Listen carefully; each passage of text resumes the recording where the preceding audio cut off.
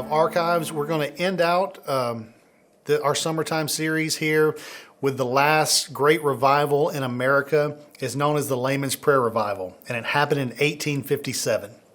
50 years and 3 generations after the Second Great Awakening, there was still a need for revival in America.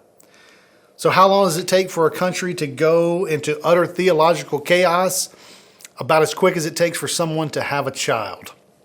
You see, when parents are complacent concerning spiritual things, children are not taught, they're not educated on the things of God, and the result is a generation ends up being far from God. So what happened in America from the time of the Second Great Awakening until 1857? Well, there was political strife concerning slavery. A woman by the name of Harriet Beecher Stowe wrote a book called Uncle Tom's Cabin, and that spoke of the heinousness of slavery among the North. Also, a man by the name of William Lloyd Garrison put out a newspaper called The Liberator, and it focused on the eradication of the evil of slavery. The topic of slavery brought about so much anxiety that guerrilla bands were forming and they began killing slave owners. In fact, there was an abolitionist by the name of John Brown who led a raid on Harper's Ferry in Virginia. His aim was to take over an armory and to lead an uprising of Southern slaves.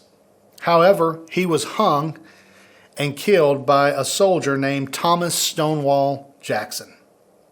Now, the question arose whether a slave owner could keep his slaves if he moved into the northern non-slave states.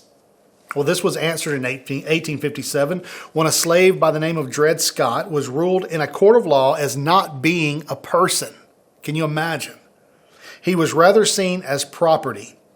Thus, one could export a slave from the south into the north and keep your slave. And as you can imagine, this caused great controversy in these non-slave states.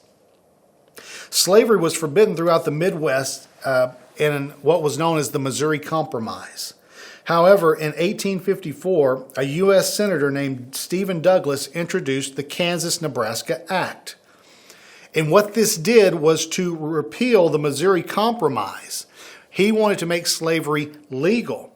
And so this stoked the fires of the national tension concerning slavery, and there was literal warfare taking place on the borderlines and what was known as Bleeding Kansas. So no doubt our country was ripped into pieces in the mid-1800s over the issue of slavery. There was division geographically, ideologically, there was rising tension, and war was imminent. And this is what we're going to see as the Civil War. There was also religious discreditation. You see, in Tennessee, a Baptist pastor named William Miller calculated the time that Jesus would return based on his readings from the book of Daniel. According to Miller, Jesus was supposed to return in 1843. After being wrong, Miller apologized and later died in depression. But there was a woman in his congregation by the name of Ellen G. White, who had a vision that Jesus did return as Miller predicted. But he did not come to earth, he came to the Holy of Holies. And Ellen G. White claimed that Jesus told her that true worship took place on the Sabbath day, Saturday. This group became known as the Seventh-day Adventist. Around the same time, there was a man in Illinois named Joseph Smith who received a vision from an angel who showed him these magical tablets that could only be deciphered by wearing magical goggles. And he translated these writings into the Book of Mormon. And as he moved out west, this group became known, and his practice became known as Mormonism. Groups such as these made Christianity appear strange and discredited. The third thing, there was unprecedented prosperity during the Polk administration. President James K. Polk is the most well-known president for expanding the U.S. borders in the Mexican-American War.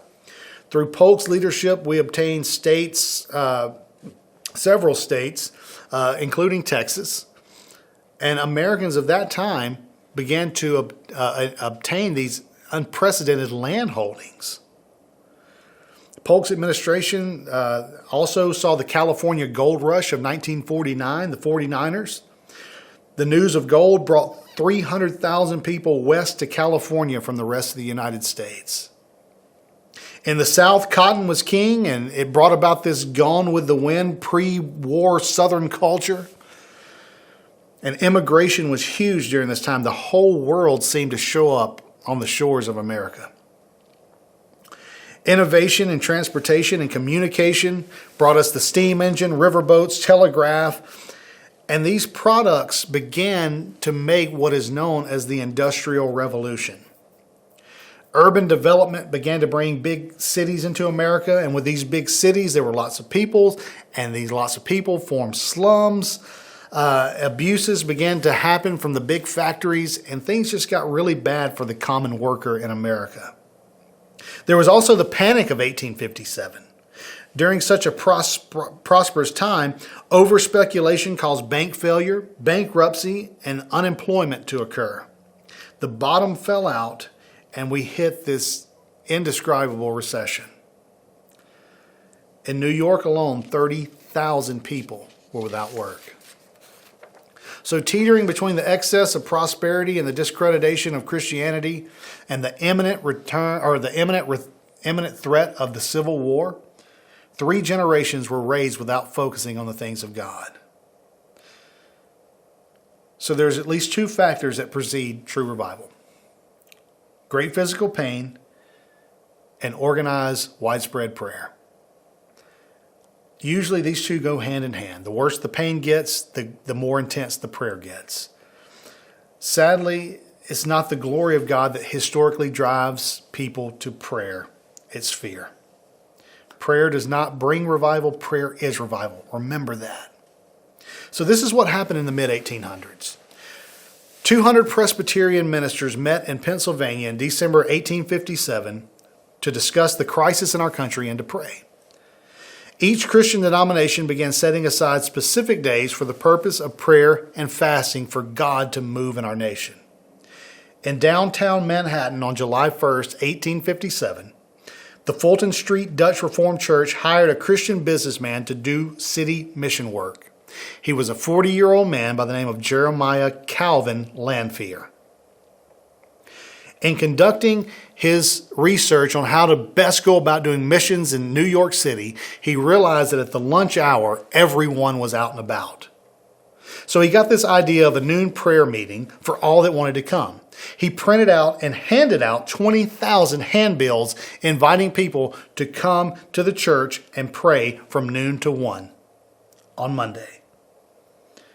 So on Monday, September 23rd, 1857, 6 people showed up for prayer. And they did pray. Lanphier took prayer requests. They prayed. Each person was invited to come back the next Monday with a friend. September 30th, 20 people showed up. October 7th, 40 people showed up. There was not one preacher in attendance at these prayer meetings. This is how you know it's a mark of revival. No preachers are involved in it. This is all laymen. These are all people who are not professional ministers. These are Christian people that wanted change. During the prayer time that day, a request was made, can we meet daily? Soon, 3,000 Christians filled all available rooms at the Dutch Reformed Church. The YMCA, the Young Men's Christian Association, was an added site of prayer. Churches of all denominations began housing a prayer time. It was not emotionally excessive. It was not lifting of any particular denomination. It was punctual, and everything was done decently and in order. It was very organized. The newspaper caught wind of this prayer meeting and began to advertise for it. Many Christians were choosing to go to a prayer meeting rather than to go to lunch to eat. This time of prayer soon spread virtually to every major northern city. In Philadelphia, 3,000 Christians met daily at Janes Hall. In Chicago, 2,000 Christians prayed at the Metropolitan Theater every day. In the South, the prayer meeting phenomenon caught on. In Dallas, Texas, there was a layman's prayer time from noon to 1. This was Christian people all over our country praying for their country because of the economical, racial, and civil unrest that had torn it apart. Now, the prayer meeting had some rules. You had to be punctual. Starts at 12 noon, ends at 1 p.m., not 1 second over. It is lay-led. No pastor or denomination could be the leader of these meetings. Layman only. The leader had only 10 minutes to begin. There was no talking at these prayer meetings. They knew the tendency was to talk for 45 minutes and pray for 5. So they said you only have 10 minutes to get started. Meetings begun with a hymn. There was prayer and a scripture reading. Strict rules of order were followed. No controversial or non-prayer activity could be mentioned. This was not your bulletin board for your church. You couldn't talk about your events. It was prayer only. Prayer requests were written on slips of paper. They were passed forward. They were read aloud, and they were prayed for. One of the examples from the actual Layman's Prayer Revival, the prayer requests went like this. A woman has a husband who's a drunkard and despises the things of God. She would like God to save his soul. At this point, the moderator would say, who will pray for this? Someone would stand and pray, and they would move to the next prayer request. There was any emotional or charismatic behavior was not allowed. Outbursts were forbidden during the prayer time. And the closing hymn would be sung 5 minutes until 1 o'clock. So they made sure they were out. This revival was lay-led, non-sectarian, unemotional, publicized, urban. No individual took the spotlight for this revival. It was all lay-led. Roughly 1 million people were converted during the Layman's Prayer Revival. America was preserved by God through this revival. So what were the results? Well, the ingathering converts led to the growth of churches, obviously. The Baptists alone baptized 220,000 people in 2 years. And due to the number of children's parents wanting their kids exposed to the gospel, a man named Henry Clay Turnbull and Benjamin Jacobs began working and starting an education system with the churches that we know as Sunday school today. Youth work became the forefront of this revival. The Methodists had what was called the Epworth League. The Baptists began, and you probably went to this, training union. It comes out of this revival. It was a time when organized sports were big in the U.S. Urban men started a game known as the city game that had 4 bases, a ball, and a stick. It became known eventually as baseball. Kansas had a football that was made rules-based. Football was not rules-based up until this time. Basketball was invented and became an organized sport. As a means of gathering and preaching the gospel to young men, the Young Men's Christian Association, the YMCA, was formed during this time. The Salvation Army in London's East End under William Booth. He said, we cannot warm men's hearts with the gospel of Christ while their feet are perishing in the cold. So William Booth went to the lowest and poorest in London's East End, and he preached the gospel during this time. Foreign mission work was furthered by a guy named Hudson Taylor and the China Inland Mission, a group of students known as the Cambridge 7 were the best athletes in England. They were admired by everyone. These were the up-and-coming. These were the Michael Jordans and the Tiger Woods of their day.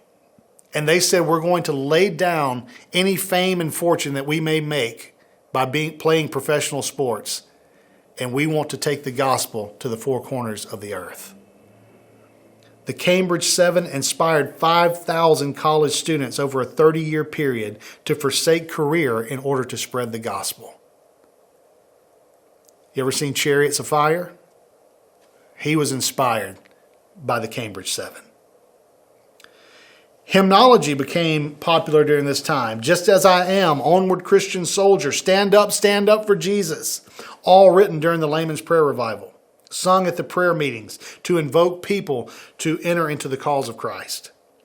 A man by the name of Dwight Lyman Moody, D.L. Moody, worked for his uncle in a Boston shoe shop. At the age of 17, Moody's uncle said, if I'm going to pay you, you need to go to church. And so D.L. Moody went to church. Moody, who has nothing more than a 5th grade education, meets a Sunday school teacher who's dying of cancer. This Sunday school teacher pours everything that he has and is into D.L. Moody. He shares the gospel with him. Moody gets saved, but he's not allowed to join the church because he cannot articulate his salvation experience well enough. Moody tries for 3 years to join the church, but he can't make the words sound right. Finally, the elders of the church said, just let him join. If he's trying this hard, surely he knows Jesus Christ as Savior. At the age of 19, Moody moves to Chicago, Illinois to seek a career in sales. However, he was moved by the impoverished state of the children in the ghettos of Chicago. Moody began to pull a wagon through the streets and gather these kids up on Sunday morning. And he would take them to the local bars in town who were closed on Sunday, and he would use those local bars as places to teach children. They outgrew the bars, so Moody would take them to Lake Michigan when the weather would permit, and he would teach hundreds of kids at Lake Michigan. By the age of 23, Moody forsakes lucrative business venture and he goes to work full-time at the YMCA. By the time he was 29, he was president of the association. But he sensed God was doing something in him that was different, that God wanted him to do something that he had not been done before. God wanted him to preach the gospel. And he prayed, God, should I stay in Chicago or should I go and do something else? And it wasn't but 2 or 3 nights after this that the Great Chicago Fire happened and burned down the YMCA that D.L. Moody worked in. So Moody desired to be the next Charles Finney. He would go from town to town to preach, but he did not do so by preaching in churches. Moody would set up a tabernacle, a tent, out in the middle of a big field so the whole town could come. And he may stay there for months at a time, maybe 2 or 3 months. And Moody was a storyteller. He would preach a message of the love of God. Now, this was something that was different as compared to the other preachers. Even from the First Great Awakening on through Finney, no one had really focused on the love of God, but D.L. Moody did. And he was a sentimental storyteller. And he would tell the people in the congregation, I know you've lost children in war. And I'm so sorry about that. But they were believers. And if they were believers, you can see them again. And he would preach the love of God and tell these people that they could see their loved ones again by giving their hearts to Jesus. And thousands gave their hearts to Christ. Moody traveled with a singer by the name of Ira Sankey, who made sure his music was as sentimental as the messages of D.L. Moody. So this man with a 5th grade education was eventually led by God into the realm of Christian education. And he started seminaries for boys and girls, as well as starting the Moody Bible Church. Moody died on December 22nd, 1899. And this was what's so neat. After his death, his family and friends came to find out that he had written his own obituary. This is what Moody wrote. Someday you will read in the papers that D.L. Moody of East Northfield is dead. Don't you believe a word of it. At that moment, I shall be more alive than I am now. I shall have gone up higher. That is all. Out of this old clay tenement into a house that is immortal, a body that death cannot touch, that sin cannot taint, a body fashioned like unto his glorious body. I was born of the flesh in 1837. I was born in the spirit in 1856. That which is born of the flesh may die. That which is born of the Spirit will live forever. I pray that God will grant us another great revival. I truly do. America is in need of one now more than ever. Can we, as believers, do as all these other great revivals? It is prayer. Let's not wait for something scary. Let's begin praying. Let's begin organizing our prayers. Let's begin crying out to God that he would move and that people would come to know him as Savior. So thankful that you joined me over this summertime study. I hope you learned something about the history of the Bible, the history of Christianity, and the history of revival. I know that it really churns within inside of me to look back and see what God has done and knowing that he can do the same moving forward with us. God bless you and thank you.